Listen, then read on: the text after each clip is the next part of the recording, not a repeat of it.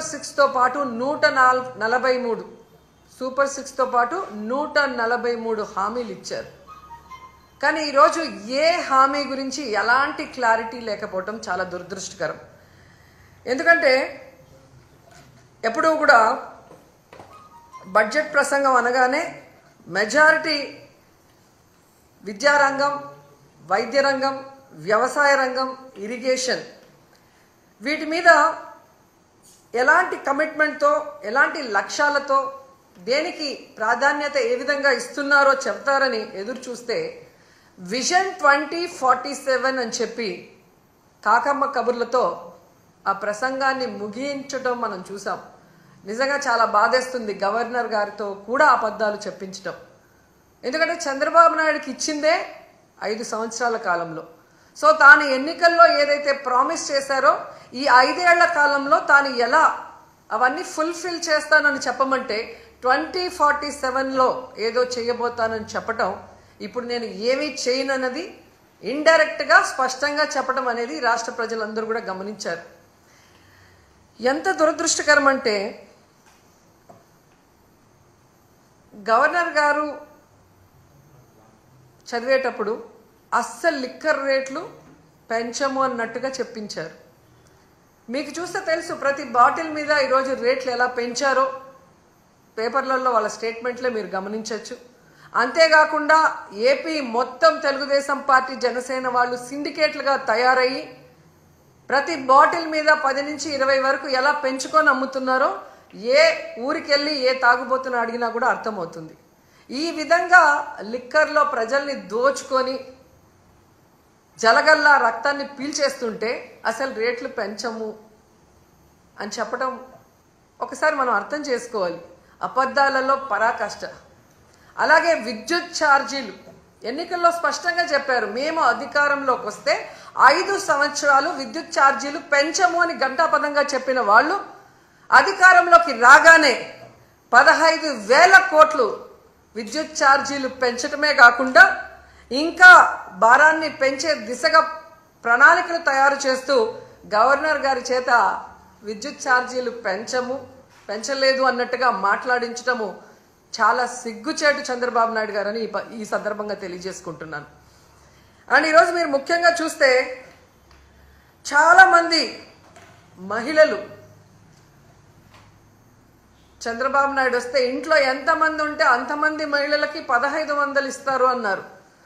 ఆ 1500 ఇస్తారేమో అని ఆతృతగా ఎదురు చూస్తే దాని ప్రస్తావనే లేదు. అలాగే మీరు చూస్తే రైతు భరోసా గురించి ప్రస్తావనే లేదు, ఫ్రీ బస్సు గురించి ప్రస్తావనే లేదు. అమ్మఒడి జగనన్న ఇస్తూ ఉన్నారు, మేము తల్లికి వందనం ఇస్తాము అని చెప్పి గొప్పగా ప్రచారం చేసుకున్నారే కానీ ఈ రోజుటి వరకు 9 నెలలు అవుతుంది, ఒక్క పైసా ఇవ్వలేదు తల్లికి వందనం. కనీసం జగనన్న ఇస్తున్న ఆ అమ్మఒడిని కూడా కంటిన్యూ చేయకుండా ఈరోజు ఎగ్జామ్స్ కూడా వచ్చేసాయి. అంటే ఏ విధంగా పిల్లల్ని మోసం చేశాడో అనేది మనం కళ్ళారా చూడాలి. అంతేకాకుండా మీరు చూస్తే రైతన్నలకి అన్నదాత సుఖీభవ 20,000 ఇస్తాము అన్నారు. వాళ్ళకి అలాగే చంద్రబాబు నాయుడు కవుల పిల్లలు అంటారు. ఆయన రాగానే ఎలా కరువు వచ్చి అందరూ అల్లాడిపోతున్నారో మనం చూస్తున్నాం. గిట్టుబాటు ధర లేదు, అలాగే పెట్టుబడి సహాయం లేకపోతే ఆ రైతులు ఏమవ్వాలి? కనీసం గవర్నర్ గారి ప్రసంగంలో రైతు భరోసా ఇస్తాము అన్న భరోసా కూడా ఇవ్వకుండా చేశారు అంటే రైతన్నలు ఏ విధంగా మోసం చేస్తున్నారో మనం కళ్ళారా చూస్తున్నాం. ముఖ్యంగా విద్యార్థులు, ఈరోజు విద్యార్థులు అమ్మఒడి లేకుండా ఇబ్బంది పడుతుంటే చదువుకున్న పిల్లలకి ఉద్యోగాలు ఇస్తాం లేదా నిరుద్యోగ భృతి 3,000 ఇస్తామని చెప్పి మోసం చేసి అధికారంలోకి వచ్చాక ఈరోజు మీరు చూస్తే ఏ విధంగా వాళ్ళందరికీ కాంట్రాక్ట్ ఉద్యోగాలు కానీ అలాగే అవుట్సోర్సింగ్ ఉద్యోగాల్ని ఎలా తీసేస్తున్నారో, ఉన్న వాళ్ళని వాలంటీర్స్ని ఎలా తీసేశారో మనం చూస్తున్నాం. ఉద్యోగం ఇస్తా లేదా నిరుద్యోగ భృతి ఇస్తామన్న పెద్ద మనుషులు ఉద్యోగాలు ఇవ్వలేదు, నిరుద్యోగ భృతి ఇవ్వలేదు. 9 నెలలు అవుతున్నా కానీ ఆల్రెడీ ఉన్న అవుట్సోర్సింగ్ ఎంప్లాయీస్ని అలాగే కాంట్రాక్ట్ ఎంప్లాయీస్ని వాలంటీర్స్ని లక్షలాది మందిని తీసేసి వాళ్ళ కడుపు ఎలా కొట్టారో ఈరోజు అందరూ కూడా గమనించాలని కూడా ఈ సందర్భంగా తెలియజేసుకుంటున్నాను. ముఖ్యంగా ఉద్యోగస్తులు చంద్రబాబు నాయుడు వస్తే ఏదో చేసేస్తాడు అని దేవుడు లాంటి జగనన్నని ఈరోజు ఓడించడానికి కంకణం కట్టుకున్నారే. మరి 9 నెలలు అవుతుంది. ఈరోజు మీకు డిఏ లేదు, ఐఆర్ లేదు, కనీసం పిఆర్సీ కూడా లేదు. చంద్రబాబు నాయుడు అబద్ధాలు చెబితే చాలా కమ్మగా ఉంటాయి, నమ్మి ఓటేశారు. పోనీ మొదటిసారి ముఖ్యమంత్రి కాదు కదా చంద్రబాబు నాయుడు. గతంలో 3 సార్లు ముఖ్యమంత్రిగా చేసినప్పుడే ఇచ్చిన వాగ్దానం ఏ రోజు నెరవేర్చడు, అన్ని వర్గాల వారిని ఎలా అవమానించి మోసం చేస్తాడో తెలిసి కూడా మళ్ళీ ఆయన్ని నమ్మి ఓటేసిన మిమ్మల్ని చూస్తే నాకు జాలేస్తుందని కూడా ఈ సందర్భంగా తెలియజేసుకుంటున్నాను. ఎందుకంటే ఏదైనా చెయ్యగలిగితే అది జగనన్న చేస్తాడు, జగనన్న చేయలేకపోతే ఏ ముఖ్యమంత్రి చేయలేడు అని అనేక ప్రెస్ మీట్లో నేను చెప్పడం జరిగింది. ఎందుకంటే జగనన్న మనసున్న నాయకుడు. ప్రతి మనిషికి మంచి జరుగుతుంది అంటే ఎంత దూరమైనా చేయటానికి ముందుకు వెళ్ళే వ్యక్తి. మరి ఇన్ని వెల్ఫేర్స్, ఇన్ని డెవలప్మెంట్స్, ఇన్ని ఉద్యోగస్తులకి రెగ్యులరైజ్ చేసిన వాళ్ళు ఏదైనా 1-2 చేయలేకపోతే అది ఎందుకు చేయలేదని ఆలోచించి మళ్ళీ ముఖ్యమంత్రి అయిన తర్వాతైనా మాకు చెయ్యండి అని చెప్పి రిక్వెస్ట్ చేస్తుంటే ఈరోజు ప్రజలు బాగుంటారు, మీరు బాగుంటారు, ఈ రాష్ట్రం కూడా అభివృద్ధి వైపుకు పరుగులు తీసుంటుంది. కానీ ఈరోజు ప్రజలు నాశనం అయిపోతున్నారు, రాష్ట్రం నష్టపోతుంది, ఉద్యోగస్తులు నష్టపోతున్నారు. ఈ విషయం ఇప్పటికైనా గమనించాలని ప్రతి ఒక్కరిని కూడా కోరుకుంటున్నాను. అండ్ ఈరోజు ప్రతి ఒక్కరూ మాట్లాడుతున్నారు తెలుగుదేశంలోనూ, ముఖ్యంగా పవన్ కళ్యాణ్ గారు, మేధావి గారు మాట్లాడుతుంటారు, సనాతన యోధుడు. జగనన్న ఈరోజు ప్రజా సమస్యల్ని మాట్లాడటం కోసమే అసెంబ్లీలో ప్రతిపక్ష హోదాను అడుగుతున్నారు. ఎందుకంటే ఒక ప్రతిపక్ష హోదా ఉన్నప్పుడు ఇంత సమయం అని ప్రతిపక్ష పార్టీకి కేటాయిస్తారు కాబట్టి ఈ రాష్ట్రంలో ఉన్న ప్రజల కష్టాల్ని, వాళ్ళు ఏదైతే ఎదురు చూస్తున్నారో వాటిని ప్రభుత్వం దృష్టికి తీసుకురావటం కోసం ఈరోజు అన్న అడుగుతూ ఉంటే వంకర టింకర్గా మాట్లాడతాడు పవన్ కళ్యాణ్ గారు. ఎక్కడో జర్మనీ అంటాడు, రష్యా అల్లుడు కదా, పక్కన జర్మనీ గురించి ఆయనకి బాగా తెలిసి ఉంటుంది. కానీ ఆంధ్రప్రదేశ్లో ఏం జరుగుతుందో ఆయనకు తెలియకపోవడం మాకు బాధాకరం. నేను హైయెస్ట్ సీట్స్ గెలుచుకున్నాను కాబట్టి అసలు ప్రతిపక్ష హోదా నాకుండాలి అన్నాడు. సంతోషం, నువ్వు ప్రతిపక్ష నాయకుడిగా ఉండి చంద్రబాబు నాయుడు చేసే తప్పుల్ని నిలదీస్తాను, ప్రజల పక్షాన ఉండి పోరాటం చేస్తాను అంటే వెంటనే మీ డిప్యూటీ సీఎం పోస్టుకి రాజీనామా చేసి ప్రతిపక్ష హోదా తీసుకొని ఎదురుగా కూర్చొని ఆయన చేసే తప్పుల్ని ఎత్తి చూపించండి. ఆ పని మీరు చేయలేరు కదా. చంద్రబాబు నాయుడికి కష్టం అంటే డైవర్షన్ పాలిటిక్స్ చేస్తారు, చంద్రబాబు నాయుడు గారికి కష్టం అంటే రోడ్డు మీద పడుకుంటారు. కానీ ఈ రాష్ట్రంలో ఆడపిల్లలు రేప్ అవుతున్నా, మర్డర్ అవుతున్నా, విద్యార్థులు రోడ్ల మీదకి వచ్చి చెప్పులతో కొట్టుకుంటున్నా, వాళ్ళకి జరిగిన అన్యాయానికి మీరు హాస్పిటల్ బెడ్ మీద పడుకొని ఏమీ విన్నట్టు ఉంటారు. ఎన్నికల ముందు మీ స్పీచ్లో ఆవేశంగా మీరు చెప్తుంటే నిజమని నమ్మిన వాళ్ళు ఈరోజు వాళ్ళ చెప్పులతో వాళ్ళు కొట్టుకుంటుంటే అయినా మీకు అర్థమవుతుందంటే అది కూడా అర్థం కాకుండా మళ్ళీ జగనన్నను బ్లేమ్ చేస్తున్నారు.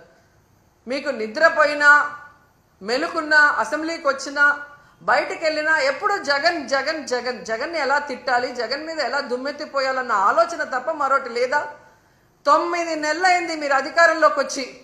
మెజారిటీ సీట్లు మీకున్నాయని గొప్పగా చెప్పుకుంటున్నప్పుడు 11 సీట్లని ఎక్కిరించే మీరు 11 సీట్లున్న జగనన్నకి ప్రతిపక్ష హోదా ఇవ్వడానికి ఎందుకు భయపడుతున్నారు?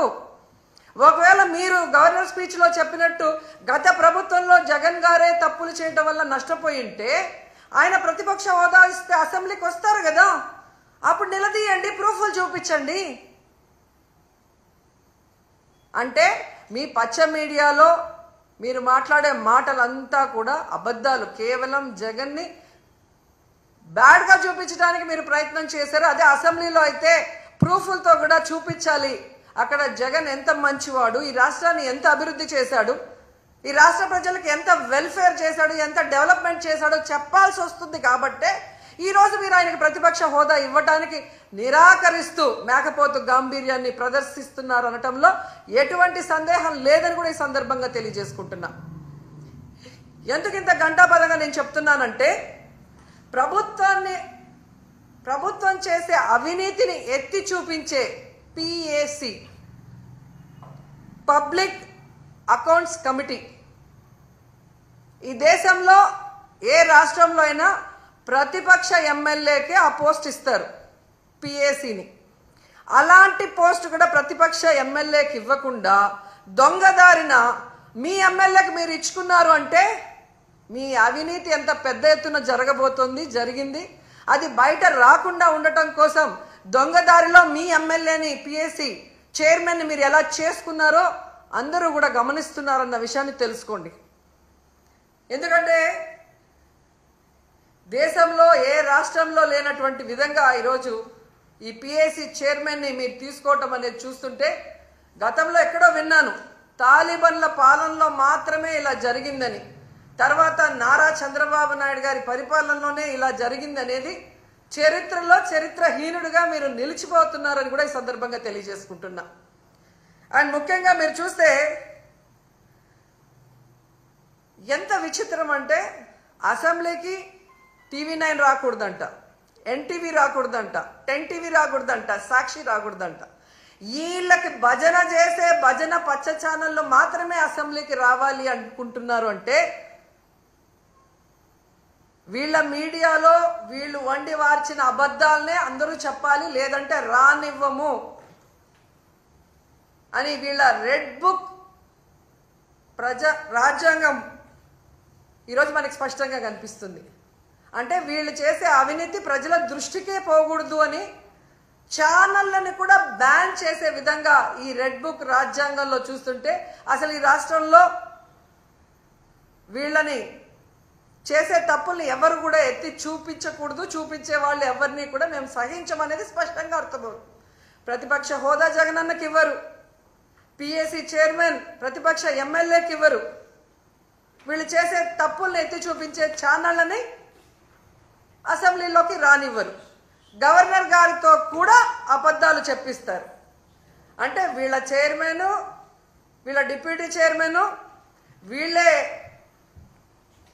సీఎం, వీళ్ళే డిప్యూటీ సీఎం, అంతా వీళ్ళ భజన బ్యాచ్ పచ్చ ఛానల్.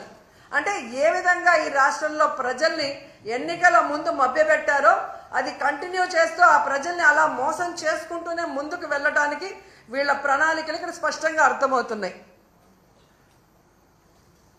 నిన్న ఎంత బాధేసిందంటే, పాపం పిల్లలు వీళ్ళు ఉద్యోగాలు ఇస్తారని ఇవ్వకుండా వాళ్ళని మోసం చేస్తే రోడ్డు మీద కూర్చొని 2 చెప్పులు చేతిలో పట్టుకొని వీళ్ళని నమ్మి వీళ్ళకి ఓట్లేసి గెలిపించినందుకు మా చెప్పుతో మేమే కొట్టుకుంటున్నామని వాళ్ళు చంపలు వాయించుకుంటున్నారు. కనీసం వాళ్ళ గోడు చూడటానికి కూడా లోకేష్ గారు ఇక్కడ లేరు. దుబాయ్లో పాకిస్తాన్ ఇండియా క్రికెట్ కూలింగ్ గ్లాసులు వేసుకొని కలర్ఫుల్గా చూస్తున్నాడు. అంటే వీళ్ళకి ప్రజలంటే గౌరవం లేదు, ప్రజలంటే అభిమానం లేదు. రైతులైనా, విద్యార్థులైనా, మహిళలైనా ఎవరినైనా అవలీలగా మోసం చేసేస్తాం, ఎవడు మమ్మల్ని అడగడు అన్న విధంగా ముందుకు వెళ్తున్నారు.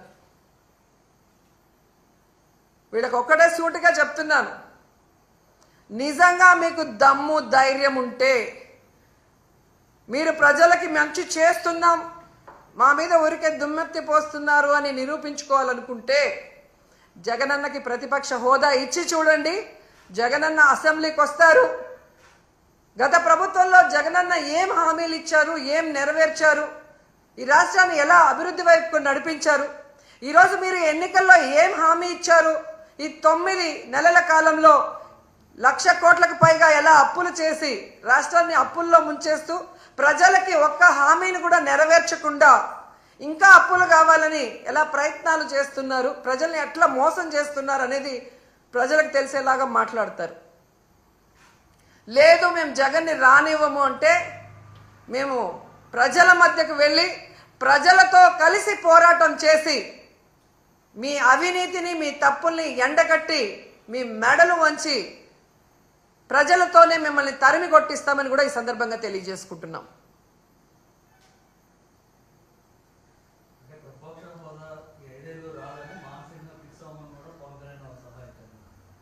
అదే అంటున్నాను సార్. ఇప్పుడు జగన్ గారికి 11 సీట్లే ఉన్నాయి అని హేళన చేసే వాళ్ళకి జగన్ అసెంబ్లీకి వస్తే ప్రతిపక్ష హోదాలో కూర్చుంటే మీకు పోయేదేముంది? ఆయన కన్నా మీరు బాగా పరిపాలించినప్పుడు, ఆయన పరిపాలన చేయలేదు అని మీరు చెప్తున్నది నిజమైనప్పుడు, ఎక్కడైనా ప్రతిపక్షం లేని అసెంబ్లీ ఉందా ఈ దేశంలో? ఒక్క ఆంధ్రప్రదేశ్లోనే. గతంలో జగనన్న అనుకునింటే చంద్రబాబు నాయుడు ప్రతిపక్ష హోదా లేకుండా చేసుండొచ్చు. కానీ ప్రజాస్వామ్యాన్ని గౌరవించే వ్యక్తిగా జగనన్న ఆ రోజు చంద్రబాబు నాయుడిని ప్రతిపక్ష హోదాతో కంటిన్యూ చేశారు. వీళ్ళు చేసే నీతిమాలిన రాజకీయాలు ఆ రోజు చేసుంటే ఆయనకి ప్రతిపక్ష హోదా ఉండేది కాదు. ఎందుకంటే ఏ రాష్ట్రంలో అయినా ఒక ప్రతిపక్ష పార్టీ ఉండాలి. అధికార పార్టీ ఏదైనా తప్పులు చేస్తే అవి ఎత్తి చూపించాలి, నిలదీయాలి. వాటిని అధికార పార్టీ సరిదిద్దుకొని ప్రజలకి అండగా నిలబడాలి. దీనికే అసెంబ్లీ అనేది ఉంది. అంతేగాని ప్రజల్ని మోసం చేస్తాం, మాకు నచ్చినట్లు మేము ఈ రాష్ట్రాన్ని అప్పుల పాలు చేస్తాం, మా మీద ఎవరు మాట్లాడినా వాళ్ళని అరెస్ట్ చేసి దొంగ కేసులు పెట్టి లోపల పెడతామంటే ఎక్కువ రోజులు అవి జరగవు. ఎందుకంటే మీరు ఒకే విషయం చూడండి, మిర్చి రైతులు నష్టపోతున్నారు మద్దతు ధర లేక. ఎవరు వెళ్ళారండి అక్కడికి? జగన్మోహన్ రెడ్డి గారు వెళ్ళారు. జగనన్న వెళ్ళి నిలదీసిన తర్వాతే ప్రభుత్వం కదిలింది. ప్రభుత్వానికి బాధ్యత లేదా? వాళ్ళకు మద్దతు ధర ఇవ్వాలి, పెట్టుబడి సాయం చేయాలి అన్న ఇంగిత జ్ఞానం చంద్రబాబు నాయుడికి, పవన్ కళ్యాణ్కి లేదా నేను అడుగుతున్నాను. మొదటిసారి ముఖ్యమంత్రి అయిన జగనే అంత చక్కగా రైతు భరోసా ఇస్తూ, మద్దతు ధర ఇస్తూ, ఎక్కడైనా కరువు కానీ లేదా అధిక వర్షాలు కానీ లేదా తుఫాను కానీ వస్తే ఏ విధంగా కాపాడాడు వితిన్ 24 అవర్స్లో అనేది మీరు ఒకసారి రికార్డ్ చూడండి. మరి మొదటిసారి ముఖ్యమంత్రి అయిన జగనన్న చేయగలిగినప్పుడు 4వసారి ముఖ్యమంత్రి అయిన నీకు 30 years ఇండస్ట్రీ, 40 years అని గొప్పలు చెప్పుకునే చంద్రబాబు నాయుడు ఎందుకు చేయలేకపోతున్నాడు? మూలనున్న ముసలమ్మ కూడా బటన్ నొక్కుతుందనే. నువ్వు కూడా ముసలోడువే కదా, నొక్కేది బటను, ఎందుకు నొక్కలేకపోతున్నావు? జగనన్నని హేళనగా మాట్లాడటం కాదు, జగనన్నలాగా 1 సంవత్సరం పరిపాలించి చూడు, తెలుస్తుంది.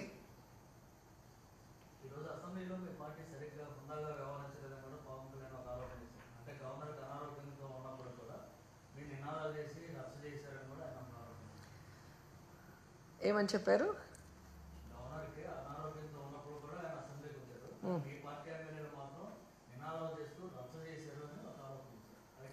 హుందాతనం గురించి పవన్ కళ్యాణ్ మాట్లాడటం కామెడీగా ఉంది నాకు. ఎందుకంటే ఒక సినిమా ఇండస్ట్రీలో పవర్ స్టార్గా ఉన్నప్పుడు అది వదులుకొని పాలిటిక్స్కి వస్తే సర్వీస్ చేస్తారని ప్రజలు నమ్ముతారు. కానీ ఏ రోజుకి ఆ రోజు, ఏ ఎండకు ఆ గొడుగు పట్టుకుంటూ తన స్వలాభాన్ని చూసుకుంటూ ప్రజల్ని గాలి కొదిలేయటం ఈ రాష్ట్ర ప్రజలు ఆయన పార్టీ పెట్టిన రోజు నుంచి గమనిస్తున్నారు. ఈ రాష్ట్ర ప్రజలకు కానీ, నీ పార్టీ నాయకులకు కానీ, మీ కులం వాళ్ళకు కానీ మీరు ఏం చేశారు అని చెప్పండి. ఒక్కసారి మీరు ఎలక్షన్లో మాట్లాడిన వీడియోల్ని ప్లే చేసుకోండి. దాంట్లో ఇచ్చిన ఒక్కటైనా ఈరోజు మీరు చేస్తున్నారో మీరు చూడండి. రౌడీల్లాగా అరిచేది మీరు, హుందాతనం లేకుండా జగనన్నని ఏది పడితే అది మాట్లాడేది మీరు. మళ్ళీ మాకు మీరు నీతులు చెప్తా అంటే ఎంతవరకు కరెక్టు? ఈరోజు గవర్నర్ గారి మీద గౌరవం ఉంది కాబట్టి జగనన్న అసెంబ్లీకి వచ్చారు, వచ్చి వినేసి బయటకు వచ్చాం. మీరు ప్రతిపక్ష హోదా ఇస్తే వచ్చి మీరు ఏం తప్పులు చేస్తున్నారు, మీరు ఏ హామీలు ఎక్కొట్టి ప్రజల్ని మోసం చేస్తున్నారో క్లియర్గా చెప్తారు. జగనన్న చెప్పేది తప్పంటే మీకు టైం ఎక్కువ ఇస్తారు కదా, అప్పుడు నిరూపించుకోండి.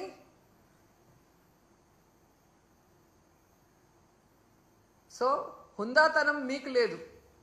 మీకు చంద్రబాబు నాయుడికి హుందాతనం ఉంటే ఈరోజు గౌరవంగా ప్రతిపక్ష హోదా ఇచ్చి లోపలికి పిలిపించుకొని ఈ రాష్ట్ర ప్రజలు గురించి మాట్లాడాలి. అసెంబ్లీ ఇన్ని కోట్లు ఖర్చు పెట్టి ఎందుకు మనం నడిపిస్తున్నాం?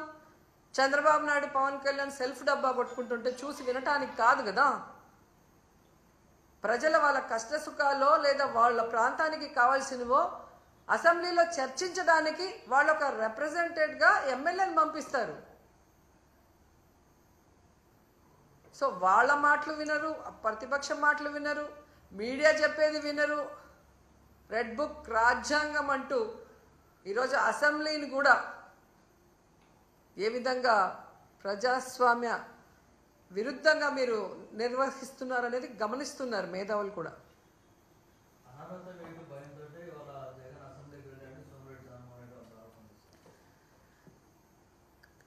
జగనన్న ఎప్పుడో చెప్పాడు, మీ వల్ల ఏమైతే అది చేసుకోండి అన్నాడు. ఇంకా అంతకన్నా ఏం చెప్పాలి? మీ వల్ల ఏమైతే అది చేసుకోండి అని చెప్పాడు కదా. జగనన్న భయపడతాడని మీరు అనుకుంటారా? ఈ రాష్ట్రంలో చిన్న పిల్లోడిని అడిగినా చెప్తారు జగనన్న ఎంత ధైర్యవంతుడో. సోనియా గాంధీని అడిగితే చెప్తుంది, చంద్రబాబు నాయుడు అడిగితే చెప్తారు. పైకి మేకపోతు గాంభీర్యం కాదు, వాళ్ళ మనసులో వాళ్ళని అడిగితే వాళ్ళకే తెలుస్తుంది జగన్ ఎంత ధైర్యవంతుడు.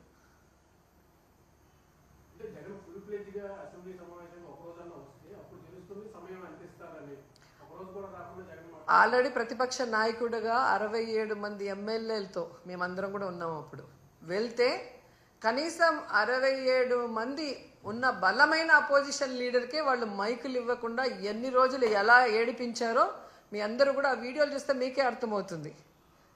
అలాంటిది ఈరోజు ప్రతిపక్ష హోదా లేకపోతే ఏ విధంగా సమయం ఇస్తారని మీరు అనుకుంటున్నారు? అందుకని అది అడుగుతున్నారు తప్ప అదేదో సరదా కోసం కాదు. ప్రతిపక్ష హోదా అనేది ఒక బాధ్యత కోసం అడుగుతున్నాడు. ఆ బాధ్యత పవన్ కళ్యాణ్ అనుకుంటే ఆయన డిప్యూటీ సీఎంకి రాజీనామా ఇచ్చి ప్రతిపక్ష హోదా తీసుకొని మాట్లాడమను, వాళ్ళు చేసే తప్పుల్ని ప్రశ్నించమను. ఆ పిఎస్సి చైర్మన్ని రిజైన్ చేసి అపోజిషన్ ఎమ్మెల్యేకి ఇమ్మను. వాళ్ళు చేసే అవినీతి ఏంటి అని ప్రూవ్ చేయడానికి రెడీగా ఉన్నారు కదా. ఈ దేశంలో ఏ రాష్ట్రంలో అయినా అపోజిషన్ ఎమ్మెల్యేకి ఎందుకు ఇస్తారు? వాళ్ళు నిష్పక్షపాతంగా గవర్నమెంట్ చేసే తప్పుల్ని ఎత్తి చూపిస్తారు కాబట్టి. అది కూడా మీరు దొంగదారిలో మాట్లాడుతున్నారు. ప్రెస్ని నోరు మూయిచ్చేస్తారు. గవర్నర్ గారి చేత కూడా అబద్ధాలు మాట్లాడిస్తారు.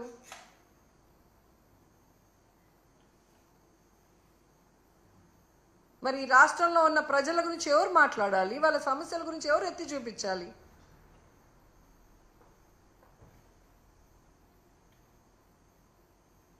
Thank you.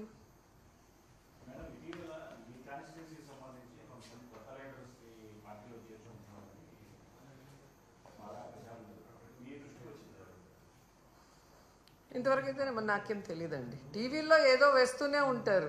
వాళ్ళకి టీఆర్పీ రేటింగ్లు కావాలి అంటే రోజా గురించి ప్లస్ మైనస్ ఏదో ఒకటి వేయటం సరదా అయిపోయింది అన్ని ఛానల్స్కి, అంటే పచ్చ ఛానల్స్కి.